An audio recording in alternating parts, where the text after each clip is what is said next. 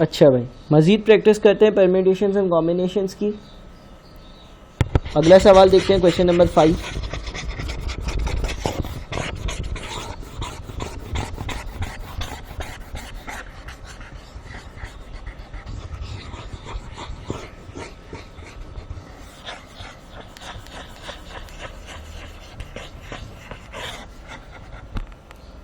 Question number 5 जो है इसमें लिखा हुआ है, a collection of 18 books contains one Harry Potter book.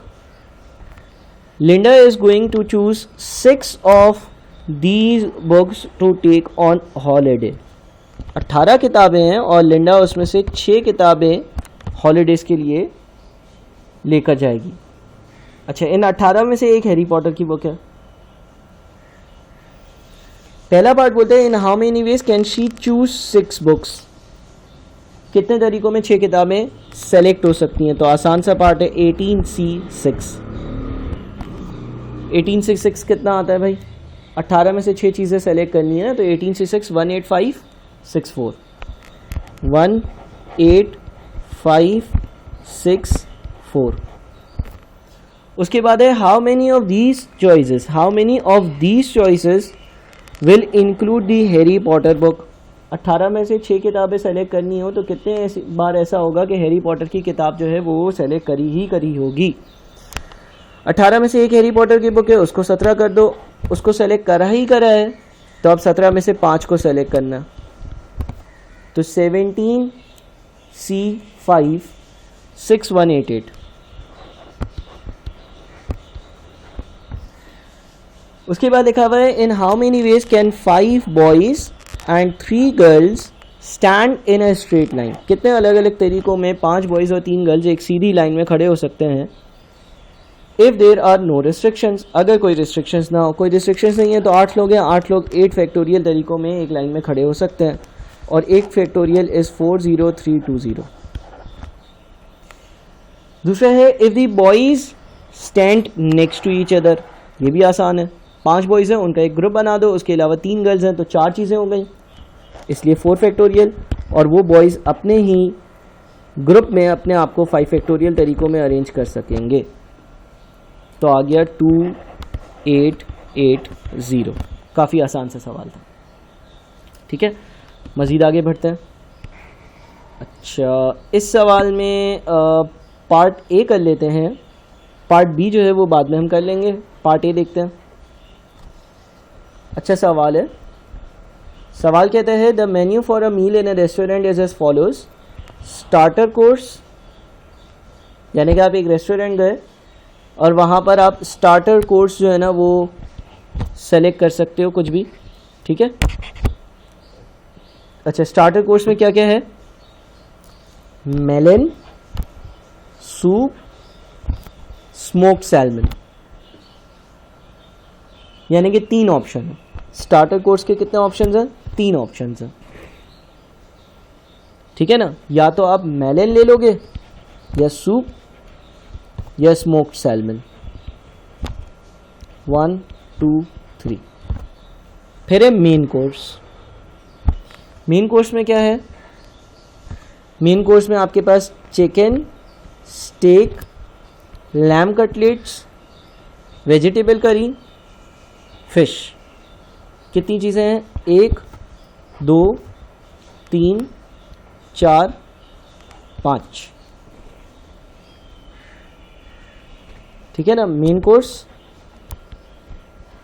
Course में 5 चीज़ें, chicken, steak, lamb cutlets, vegetable curry, fish. फिर है डेजर्ट कोर्स। डेजर्ट कोर्स में क्या है? Cheese cake, ice cream, apple pie. तो डेजर्ट कोर्स में कितने ऑप्शंस हैं? डेजर्ट कोर्स में भी 3 ऑप्शंस हैं, cheese cake, ice cream, apple pie. फिर बोलते हैं, all the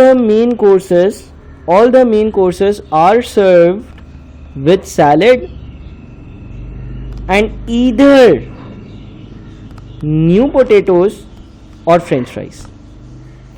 all the main courses, all the main courses, ये हैं मेन कोर्सेज। कितने हैं main courses?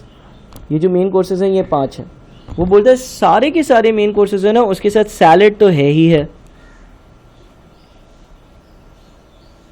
And either new potatoes or french fries, और साथ में फिर हम जो है वो या तो न्यू पोटैटोज देते हैं या तो फ्रेंच फ्राइज देते हैं। इसका मतलब ये हो गया कि कोई अगर मेन कोर्स ऑर्डर करेगा ना, फॉर एग्जाम्पल किसी ने चिकन ऑर्डर करी तो उसके साथ सैलेड आएगी ही आएगी, और वेटर पूछेगा कि आपको न्यू पोटैटोज चाहिए या फ्रेंच फ्राइज चाहिए, तो आप या तो चिकन सैलेड न्यू पोटैटोज मंगवा सकते हो, या आप चिकन सैलेड फ्रेंच फ्राइज मंगवा सकते हो। इसी तरह से अगर स्टेक मंगवाओगे तो स्टेक सैलेड, और वेटर पूछेगा कि आपको साथ में न्यू पोटैटोज चाहिए या स्टेक और सैलेड के साथ फ्रेंच फ्राइज चाहिए। इसी तरह से अगर कोई लैम कटलेट्स ऑर्डर करेगा तो उसके साथ सैलेड तो मस्ट है, वेटर पूछेगा कि आपको साथ में न्यू पोटैटोज दूं या लैम कटलेट्स और सैलेड के साथ फ्रेंच फ्राइज दूं। इसी तरह से वेजिटेबल करी के साथ सैलेड तो मस्ट है, आपको साथ में न्यू पोटैटोज दूं या वेजिटेबल करी के और सैलेड के साथ फ्रेंच फ्राइज दूं।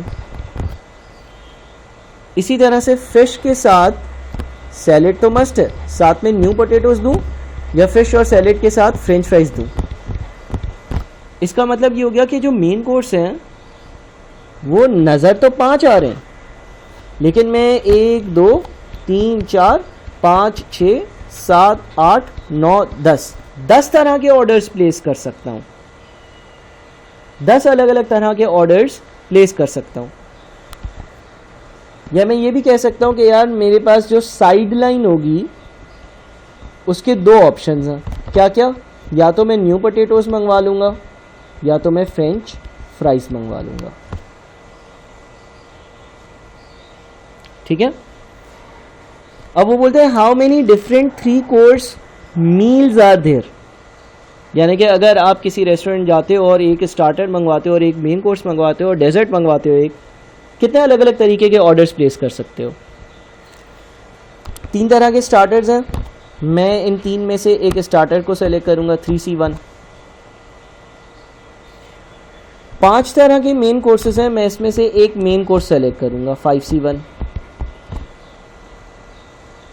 3 तरह के डेजर्ट्स हैं, मैं इसमें से एक डेजर्ट सेलेक्ट करूंगा 3C1, और वेटर मुझसे खुद ही पूछ लेगा क्या आपको साथ में न्यू पोटैटोज चाहिए या फ्रेंच फ्राइज चाहिए, यानी कि 2C1।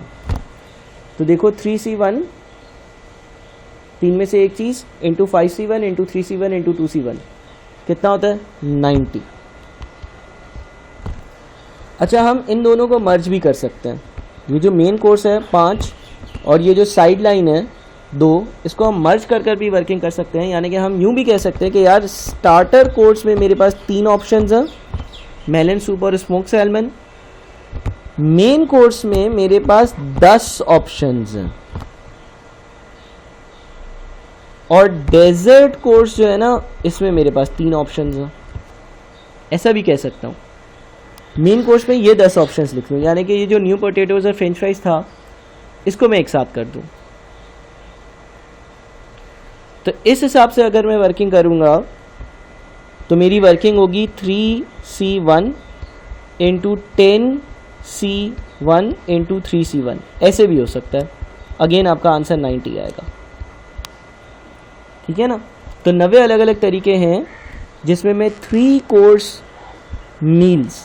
मील्स का मतलब होता है कि एक स्टार्टर कोर्स, एक मेन कोर्स और एक डेजर्ट ऑर्डर कर सकता हूँ। 90।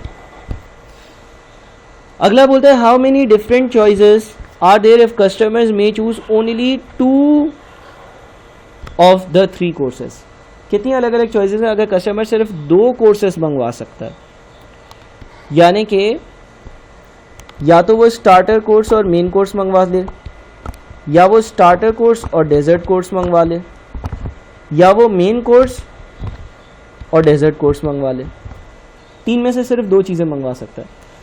तो अगर फॉर एग्जांपल वो स्टार्टर कोर्स और मेन कोर्स मंगवाएगा, अगर वो स्टार्टर कोर्स और मेन कोर्स में डिसाइड करेगा तो इसके लिए हो जाएगा हमारा 3C1। स्टार्टर में 3 ऑप्शंस हैं और मेन कोर्स मैं कंबाइंड वाले वैल्यूज़ के साथ चलूँ तो 10C1। अगर वो स्टार्टर कोर्स और डेजर्ट कोर्स मंगवाएगा तो स्टार्टर 3C1 3 में से एक सेलेक्ट करना है और डेजर्ट कोर्स भी 3C1 3 में से एक सेलेक्ट करना है। अगर वो मेन कोर्स और डेजर्ट कोर्स मंगवाएगा तो 10C1 इंटू 3C1। ठीक है, तो ये 3C1 into 10C1 plus 3C1 into 3C1 plus 10C1 into 3C1, total आ जाएगा आपका 69।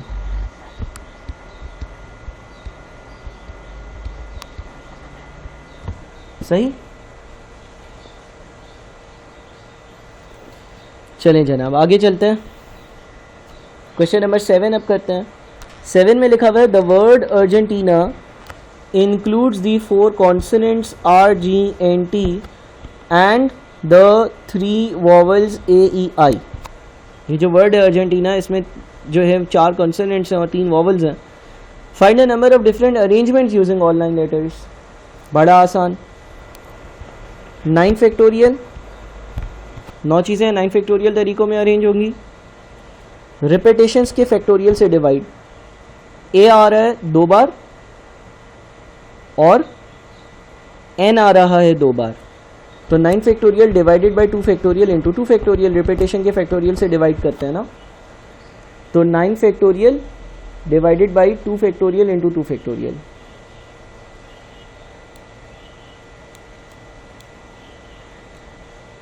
ये आपका आ जाता है 90720, 90720। इसके बाद है how many of these arrangements have a consonant at the beginning, then a vowel, then another consonant and so on alternatively. इसमें से कितने ऐसे अरेंजमेंट्स हैं जिसमें सबसे पहले एक कॉन्सोनेंट हो, फिर एक वोवेल हो, फिर एक कॉन्सोनेंट हो, फिर एक वोवेल हो, फिर एक कॉन्सोनेंट हो, फिर एक वोवेल हो। इस तरह से हिसाब किताब चल रहा हो। तो अब मुझे बॉक्सेस बनाने पड़ेंगे। 9 चीज़ें हैं तो 9 बॉक्सेस बनाते हैं।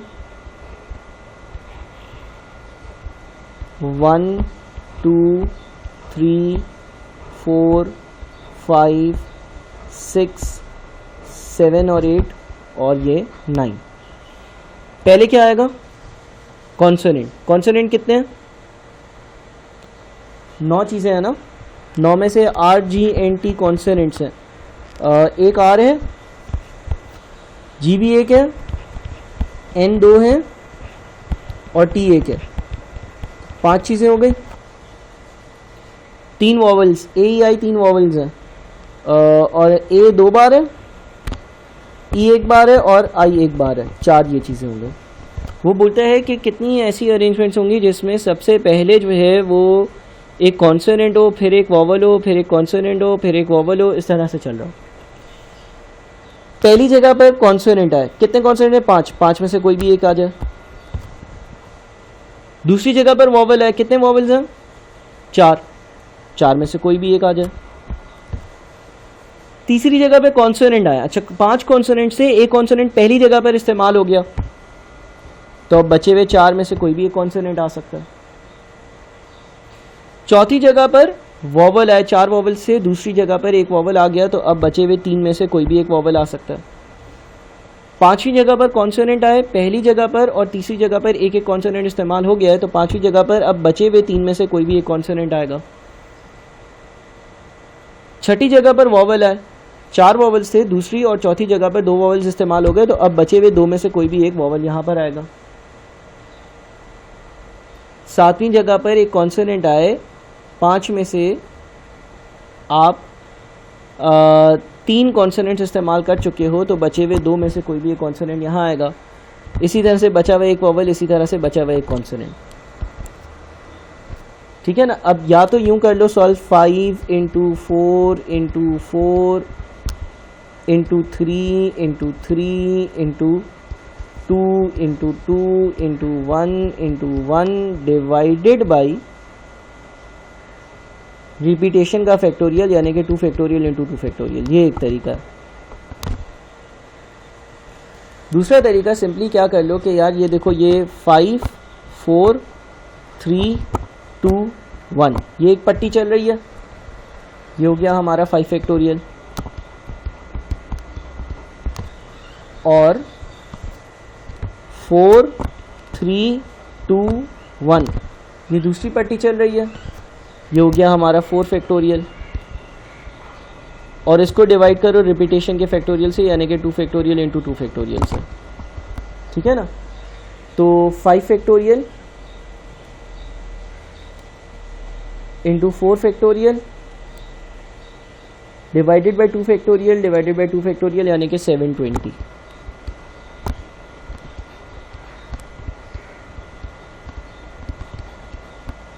तो आंसर होगा हमारा 720, ठीक है। क्वेश्चन 7 भी सॉल्व हो गया।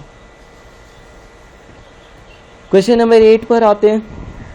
8 में लिखा हुआ है football team consist of 3 players who play in defence position.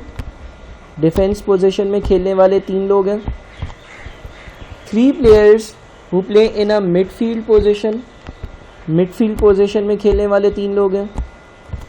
And 5 players who play in a forward position. Forward position में खेलने वाले 5 लोग हैं। 3 players are chosen to collect a gold medal for the team। इनमें से 3 लोगों को select करा गया ताकि वो टीम के लिए गोल्ड मेडल को सेलेक्ट करें, गोल्ड मेडल को कलेक्ट करें। Find in how many ways this can be done. Number 1, if the captain who is a midfielder must be included together with 1 defence and 1 forward player. वो बोलता है कि भाई आपने 3 लोगों को इनमें से सेलेक्ट करना है और वो गोल्ड मेडल पिक करने आएंगे, कलेक्ट करने आएंगे।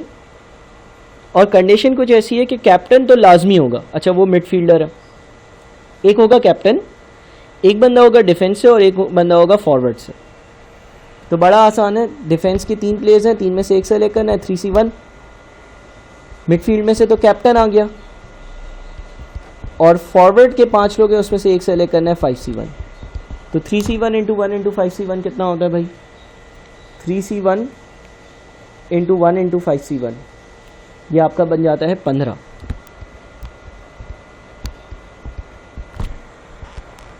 ठीक है। उसके बाद 2 में लिखता है if exactly 1 forward player, if exactly 1 forward player must be included together with any 2 others। एक फॉरवर्ड प्लेयर हो, एक फॉरवर्ड प्लेयर हो और बाकी कोई भी 2 दूसरे हैं। एक फॉरवर्ड प्लेयर हो और बाकी कोई भी 2 दूसरे हैं। अब अगर वो बोलते हैं if exactly 1 forward player must be included together with any 2 others, तो इसका मतलब हो जाता है भाई कि फॉरवर्ड में से तो एक बंदा सेलेक्ट करना है। तो फॉरवर्ड में 5 है, 5 में से एक सेलेक्ट किया, 5C1। और बाकी 2 कोई भी हो सकता है, चाहे वो डिफेंस पोजीशन वाले हो